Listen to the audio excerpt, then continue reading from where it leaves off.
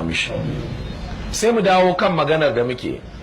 Shi azumin Shawwal azumi ne wanda yake tabbatacce kamar yadda ka ji na yi bayani.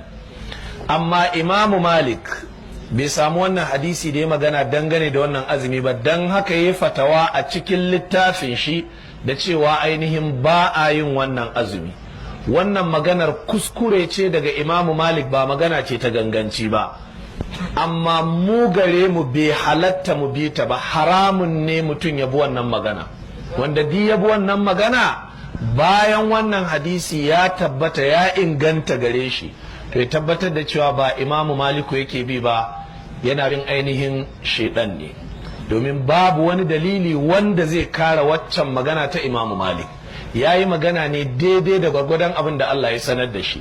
Yau da gobe da faɗaɗuwar ilimi ta bayyanar da wannan maganar da Imamu Malik ya yi kuskure ce.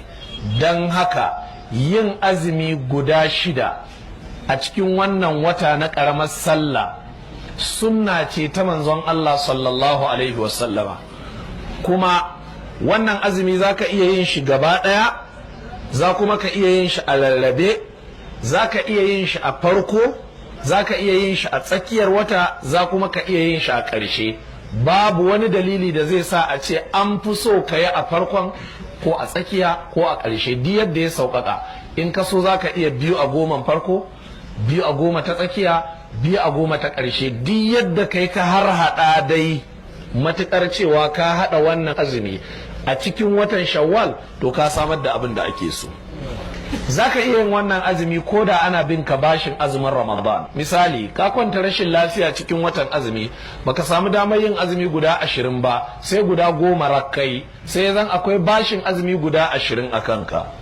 Ko kuma ke kin yi haila baki samu damar yin azumi ba guda 6 ko guda 3 ko guda 5 daidai da kwanakin ainihin hailarki, ko kuma kin haihu ko larurar shayarwa wadda duk wani dalili ya hana ka yin azumi a cikin watan azumi din. Bayan sallah sai zan ka samu damar ka yi wannan na nafila, kafin karama za ka iya yin na nafila, ya halatta, domin shi wannan na nafilar yana da takaitacce kuma ƙurarren lokaci.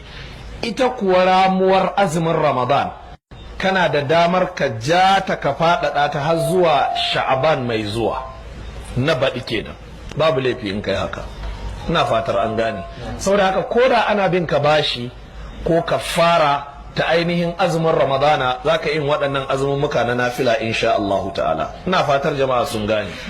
Don haka jama'a, wannan sunna ce ga wanda ya samu hali ko wadda ta samu hali, to sai a yi. Yin wannan azumin kamar yadda na ce zai tabbatar maka da ladan azumin shekara ɗaya dindi.